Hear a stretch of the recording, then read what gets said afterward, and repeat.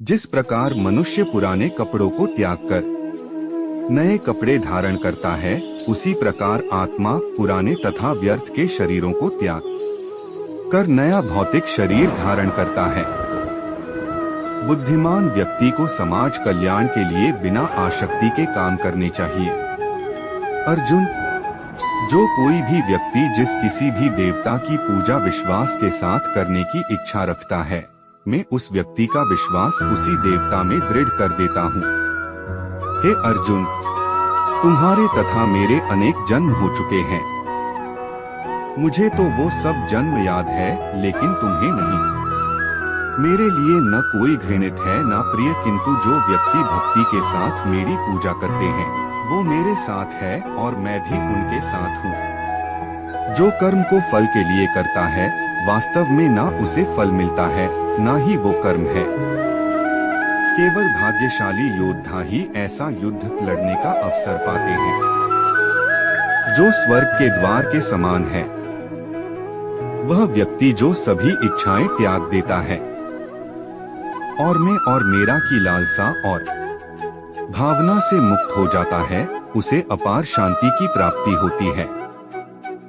कल और आने वाले कल की चिंता नहीं करनी चाहिए, क्योंकि जो होना है वही होगा। जो होता है अच्छा ही होता है, इसलिए वर्तमान का आनंद लो। धरती पर जिस प्रकार मौसम में बदलाव आता है, उसी प्रकार जीवन में भी सुख दुख आता जाता रहता है। जो मनुष्य कर्म में अकर्म और अकर्म में कर्म देखता है, वह सभी मनुष्यों में बुद्धिमान है और सब प्रकार के कर्मों में प्रवृत्त रहकर भी दिव्य स्थिति में रहता है। प्रबुद्ध व्यक्ति सिवाय ईश्वर के किसी और पर निर्भर नहीं रहता है। इतिहास कहता है कि कल सुख था, विज्ञान कहता है कि कल सुख होगा, लेकिन धर्म कहता है अगर मन सच्चा दिल अच्छा हो तो हर रोज सुख होगा। गुरु दीक्षा बिना प्राणी के सब कर्म निष्फल होते हैं। मैं भूत, वर्तमान और भविष्य के सभी प्राणियों को जानता हूँ, किंतु वास्तविकता में कोई मुझे नहीं जानता। जो होने वाला है वो होकर ही रहता है, और जो नहीं होने वाला वह कभी नहीं होता। ऐसा निश्चय जिनकी बुद्धि में होता है, उन्हें चिंता कभी नहीं सताती है। अपने अपने कर्म के गुणों का पालन करते हुए प्रत्येक व्यक्ति सिद्ध हो सकता है। मेरा तेरा, छोटा बड़ा, अपना पराया मन से मिटा दो, फिर सब तुम्हारा है, तुम सबके हो। समय से पहले और भाग्य से अधिक कभी किसी को कुछ नहीं मिलता है। यज्ञ, दान और तपस्या के कर्मों को डोट कभी त्यागना नहीं चाहिए, उन्हें हमेशा संपत्र करना चाहिए। व्यक्ति जो चाहे बन सकता है, यदि विश्वास के साथ इच्छित वस्तु पर लगातार चिंतन करे। जो व्यवहार आपको दूसरों से पसंद ना हो, ऐसा व्यवहार आप दूसरों के साथ भी ना करें। कर्म का फल व्यक्ति को उसी तरह ढूंढ लेता है, जैसे कोई बछड़ा सैकड़ों गायों के बीच अपनी मां को ढूंढ लेता है। जब जब इस धरती पर पाप, अहंकार और अधर्म बढ़ेगा, तो उसका विनाश कर पुण्य धर्म की स्थापना करने हेतु मैं अवश्य अवतार लेता रहूंगा। जो पुरुष न तो कर्मफल की इच्छा करता है और न कर्मफलों से घृणा करता है, वह सन्यासी जाना जाता है। बुरे कर्म करने नहीं पड़ते हैं, हो जाते हैं, और अच्छे कर्म होते नहीं करने पड़ते हैं। हे अर्जुन, मैं भूतकाल, वर्तमान और भविष्यकाल के सभी जीवों को जानता हूँ, लेकिन वास्तविकता में कोई मुझे नहीं जानता है। जो मनुष्य अपने कर्मफल प्रति निश्चिंत है और जो अपने कर्तव्य का पालन करता है, वही असली योगी है। तुम क्यों व्यर्थ में चिंता करते हो? तुम क्यों भयभीत होते हो? कौन तुम्हें मार सकता है? आत्मा न कभी जन्म लेती है और न ही इसे कोई मार सकता है। ये ही जीवन का अंतिम सत्य है। इच्छा पूरी नहीं होती तो क्रोध बढ़ता है, और इच्छा पूरी होती है तो लोभ बढ़ता है। इसलिए जीवन की हर स्थिति में धैर्य बनाए रखना। धर्म केवल रास्ता दिखाता है, लेकिन मंजिल तक तो कर्म ही पहुंचाता है। वह जो सभी इच्छाएं त्याग देता है, मैं और मेरा की लालसा तथा भावना से मुक्त हो जाता है, उसे शांति प्राप्त होती है। श्री कृष्ण ने कहा है, अगर तुम्हें किसी ने दुखी किया है तो बुरा मत मानना। लोग उसी पेड़ पर पत्थर मारते हैं जिस पेड़ पर ज्यादा मीठे फल होते हैं। स्वार्थ से रिश्ते बनाने की कितनी भी कोशिश करें, वो कभी नहीं बनते हैं, और प्रेम से बने रिश्तों को कितना भी तोड़ने की कोशिश करें, वो कभी नहीं टूटते।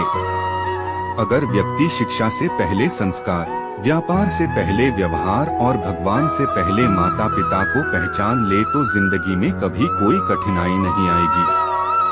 जिस मनुष्य ने जवानी में बहुत पाप किए हैं, उसे बुढ़ापे में नींद नहीं आती। श्री कृष्ण कहते हैं कि मनुष्य को अपने मन को बार बार समझाना चाहिए कि ईश्वर के सिवा उसका कोई नहीं है। परिवर्तन इस संसार का नियम है। कल जो किसी और का था, आज वो तुम्हारा है एवं कल वो किसी और का होगा।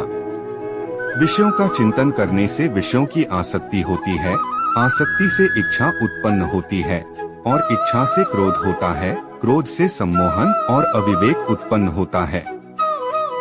जो कुछ हुआ अच्छे के लिए हुआ, जो हो रहा है अच्छे के लिए हो रहा है, जो होगा वह भी अच्छे के लिए ही होगा।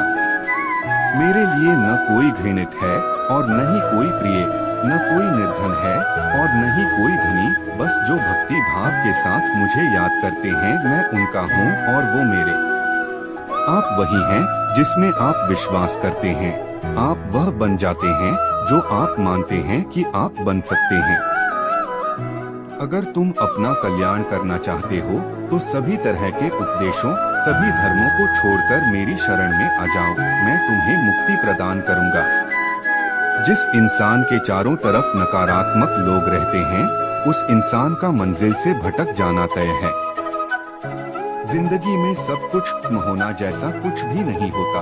हमेशा एक नई शुरुआत हमारा इंतजार कर रही होती है। इंद्रियों के अधीन होने से मनुष्य के जीवन में विकार और परेशानियां आती है। सुख दुख का आना जाना सर्दी गर्मी के आने जाने के जैसा ही है, इसलिए इन्हें सहन करना सीखना ही उचित है। निर्बलता अवश्य ईश्वर देता है, परंतु मर्यादा मनुष्य का मन खुद निर्माण करता है। जीवन में वाणी को संयम में रखना अनिवार्य है, क्योंकि वाणी से दिए हुए घाव कभी भरे नहीं जा सकते। मनुष्य उसके लिए शोक करता है जो शोक करने के योग्य नहीं है, और फिर भी ज्ञान की बातें करते हो। बुद्धिमान व्यक्ति ना जीवित और ना ही मृत व्यक्ति के लिए शोक करते हैं। मैं हमेशा तुम्हारे साथ और तुम्हारे आसपास रहता है, चाहे तुम कुछ भी कर रहे हो। जो हुआ अच्छा हुआ, जो होगा अच्छा होगा। स्वयं को मुझ पर छोड़ दो, अपने कर्म पर ध्यान दो। कर्म ऐसा जो स्वार्थरहित पाप रहित हो। जीवन में समय चाहे जैसा भी हो, परिवार के साथ रहो। सुख हो तो बढ़ जाता है और दुख हो तो बढ़ जाता है। मोहग्रस्त होकर अपने कर्तव्य पथ से हट जाना मूर्खता है, क्योंकि इससे ना तो तुम्हें स्वर्ग की प्राप्ति होगी और ना ही तुम्हारी कीर्ति बढ़ेगी।